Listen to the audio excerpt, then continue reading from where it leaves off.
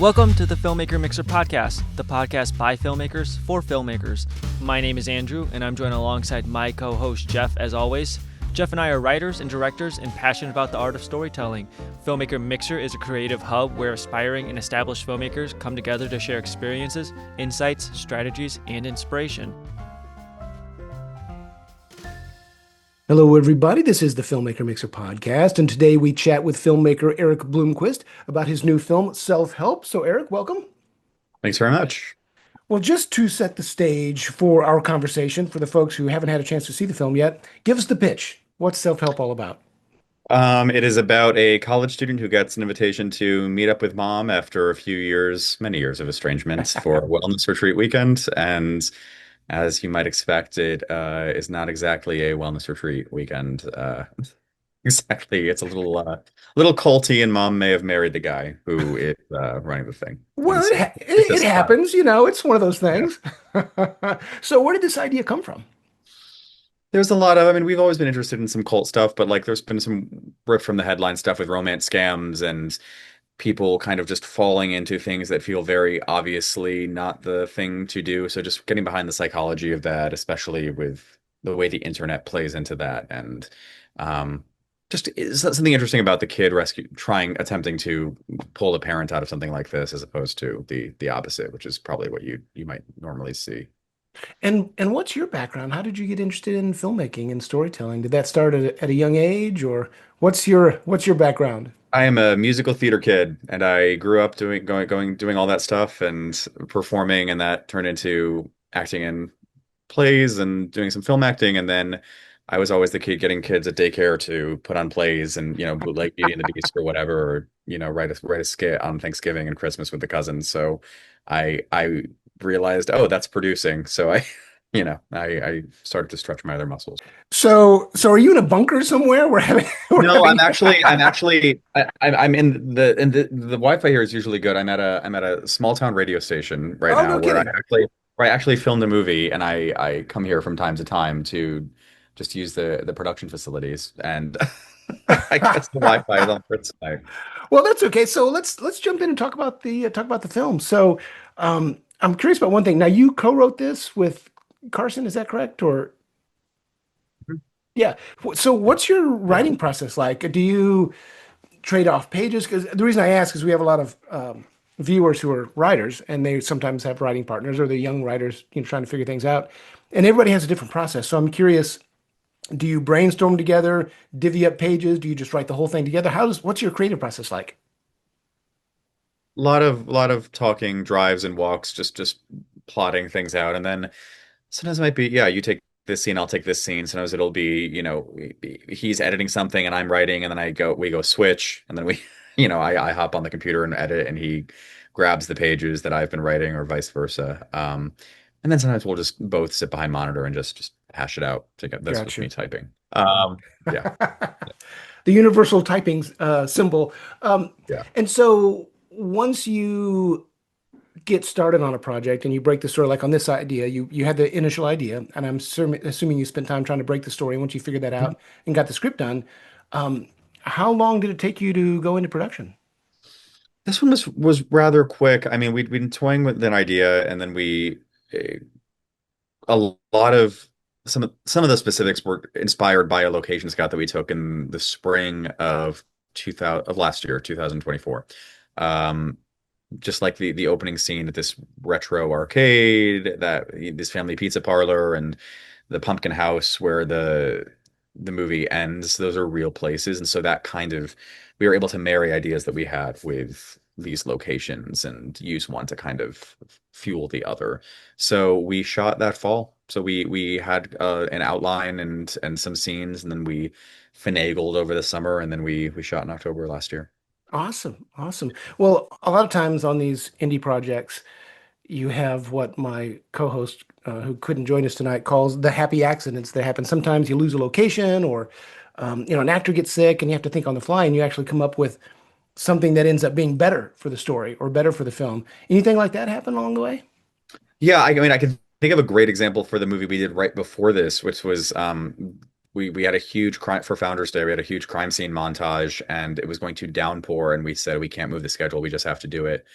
And it did indeed downpour, like, I mean, the most torrential rain ever, and we shot through it, and it looks so good. Like Oh, interesting. it looks so good that it looked like it almost looks fake.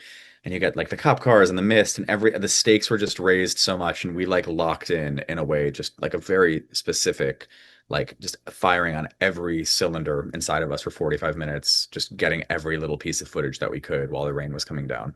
Um, and it was never, it wasn't designed with the rain in mind, but we took it when it came. And I tend to think that when you're making a movie, when you're making art, like you are creating a system that lets you embrace the surprises and the happy mistakes. Because I think that that's where um, a lot of the lightning comes from. Um, and the more prepared you are, the more equipped you are to improvise. And I think that that's where a lot of people's favorite moments in movies or plays or whatever come from. Well, you are making the film that you're making on that day. You know, you have the film in your head, but then, when you get down to actually shooting and working on it, you do have to roll with the punches, and sometimes it makes things better. So that's interesting. Yeah. And so, as a director, what's your process like? Do you storyboard? Do you work things out ahead of time? What's that like It's for a you? mix. Some bigger sequences will definitely pre-block and pre-visualize.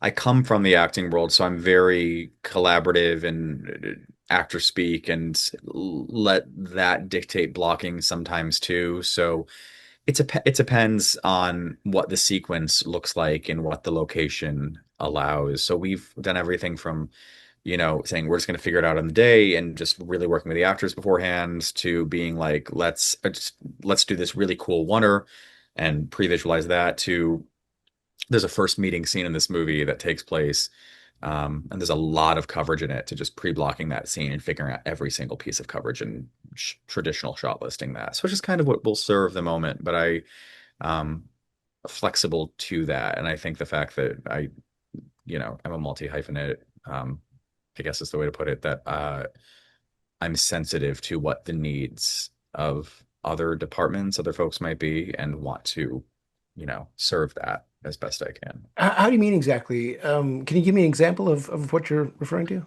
I think sometimes if there's like a basic dialogue scene, like if I come in with obviously I'm coming in with thoughts and ideas and sometimes it's very specific blocking, but there are times where if I come in and I'm too rigid, then there isn't room to play for people. Like I'm very much of the mind that as much as I'm coming in with a ton of prep work and a big like vision, whatever people want to call it, like I'm a best idea wins kind of guy, and I think that I'm like at the center of, it's not really like a pyramid hierarchy is not how I visualize it. I visualize that I'm like at the center of this, like I'm at the nucleus of this like atom, and all the ideas are passing through the filter, and it's everybody has such great ideas, and it's what ingredients are going to go the best together to make the best dish possible out of what we have in the pantry. And so that to me is just, I mean, so much of the job is bringing in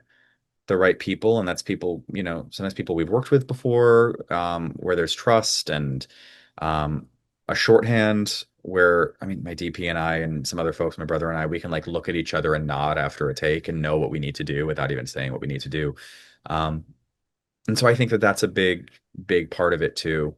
Um, and being able to speak the language of other people. Like my DP has seen blocking rehearsals and I've said what I'm thinking, and he'll be like, well, if you do this, we can stack coverage this way, and then I can do this cool thing. I go, great, great. And I think it's very important to leave room for that, which isn't another way of saying like, go in blind and figure it out in the day. It's not that. It's just being open. I mean, to collaboration. I mean, that's why we, you know, do this. That's why I'm not on, generating AI videos with prompts. I'm working with Well, people.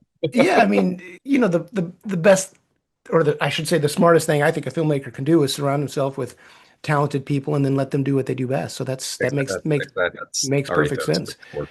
Yeah. So, speaking of talented people, the design was really cool. I mean, you had some crazy Oh, costumes, I'll and have it to looked tell Shane. That's so cool. Thank you. well. Yeah, I'm curious.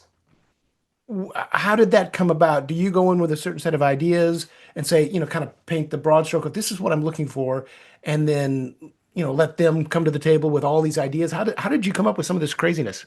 It's sometimes it's dictated by location. Like, I mean, you can take the same conversation, you put it in a sterile kitchen and it feels very different than if you put it in the background of this pumpkin house with 3,000 lit jack-o'-lanterns in the background, like, I mean, it feels very different.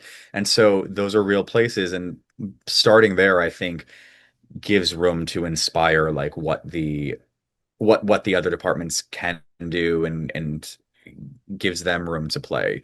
We really did go into this wanting it to be not a Halloween movie, but to feel kind of the echo of Halloween throughout it. So you feel it in Oh, the margins. interesting. You feel it. It wasn't a, there's thematic relevance to masks and disguises and whatever, but we wanted to just feel it on the periphery, feel the breeze carry it in over you sometimes without it explicitly being a Halloween movie. So that went into some of the color choices that we were making. That went into um, some of the stuff that's just like deep in the background, just so you feel it on the wind. Um, and then there was a thing that our DP introduced and then worked closely with production designer on, which was this purple light that tends to appear or underlight people who are associated with this traumatic event or the weight that our protagonist is carrying. So it's a way of tying certain motifs together. Like there's something that the character witnesses at the beginning of the movie that's similar to something they witness at the 30-minute mark. And there's purple, both of those scenes. One's motivated by a laser tag maze, one is motivated by like, LED strip bedroom lighting. And then we start to incorporate that in other places too. Even if it's not entirely uh what the light might be in the scene, just that like that cinematic kiss, like this subjective thing that we just kind of layer in. Sometimes I didn't even know what was happening. They would just do it, and we'd finish the scene, and he'd be like, "You see that purple?" And I'd be like, "Nice." Well, what about your cast? How did you find your cast? We started with Amy, who plays Rebecca, the mother in the movie. She's done a couple of things with us before. She's a close friend. And I wrote her and I said, "You want to play a kind of a woman offer rocker who is sort of kind of been taken by a cult and is a little like, you know, uh, Jenny and Forrest Gump if she was if she fell in with an internet cult." She said, "Yeah, sounds great. Let me know when."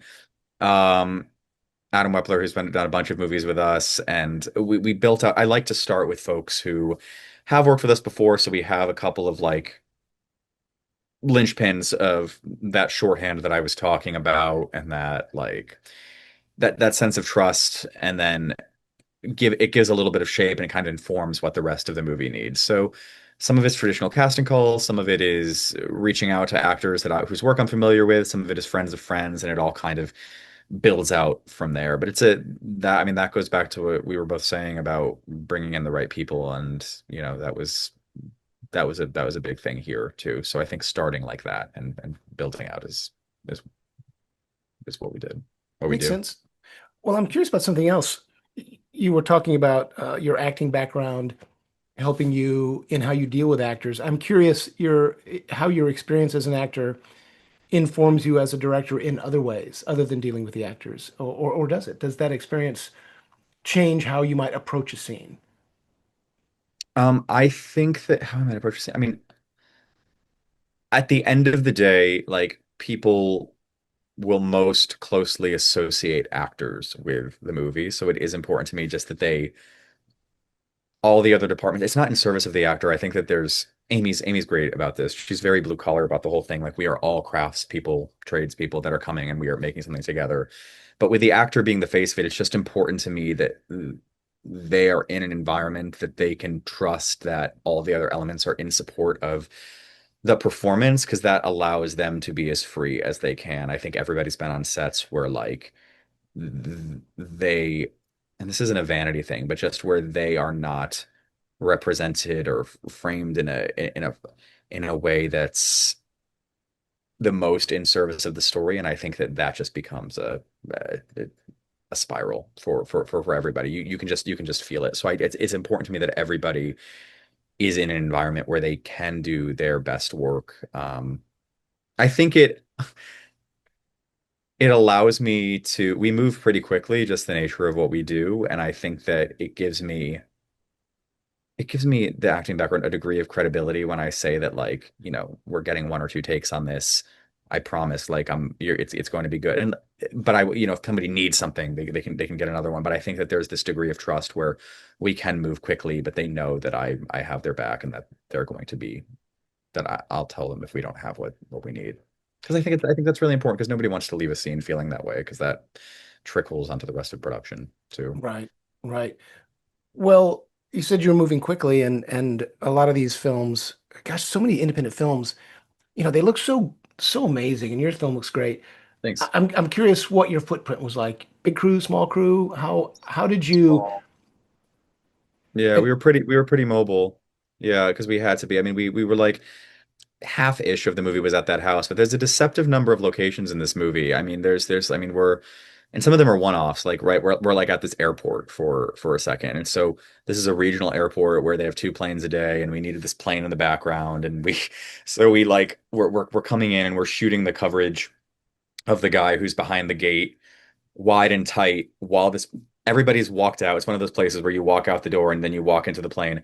We have like 10 minutes to get his coverage wide and tight and the master with a dolly move before the plane takes off. So we're like we're rehearsing right before we get in, and then we run in and we're like stand there, frame up, bring this light in, boom, boom, boom. And then we get a breath once the plane goes to get everybody else's coverage. But we're like we're moving so quick. So we're only there for a few hours, but then of course we have to company move somewhere else and we go to the school. So it's while half of this movie, yes, is at this house, there are a lot of locations for a movie of our size, which is great. But that is something that we had to keep in mind.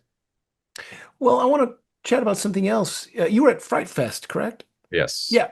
So, what was your strategy like when it comes to festivals? When the film is ready to roll out, um, what was your strategy to use the festival circuit to get more notoriety for the film, or were you just going to these festivals because you'd already been, or did you plan out a specific, plan,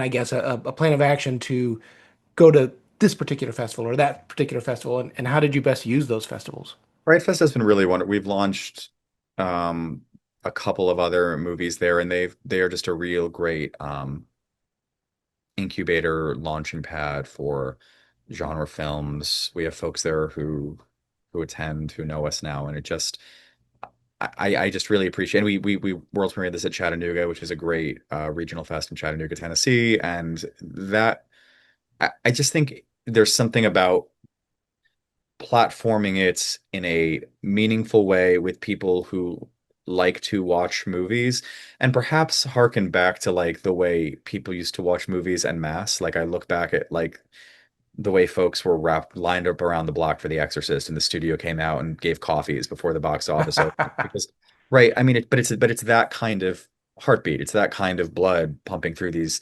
people, and I think making sure that a movie is presented and received um, by the spiritual ancestors of those people who used to stand around the block for The Exorcist. I think that that's really important because that sets a tone for no, this is what the movie is. This is the truth of the movie because so much of the way people receive something is based on the way it's presented. Like it's like you can have a a really wonderful, meal at a restaurant, but if it's not plated well and it's not and the ambiance is off and there's nobody in the restaurant, it's like, you know, it's word's not really going to get around or it's going to be perceived as something that might not taste as good as it actually does. So I think it's really important to just find a way to make sure that it's clear what you have made. And it's just wonderful to celebrate it with folks too. I mean, just from a personal perspective, I mean, I think it's the communion that happens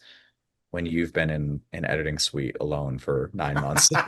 It, it's good to come out and be like, oh, the world, let's and celebrate the final product because that's always a total mind screw when like it goes from shots and syncing and dailies and proxies and whatever to just like, okay, it's a QuickTime file now. It's a DCP. It's done. Like it's an interesting experience that I know a lot of people, know what that's like.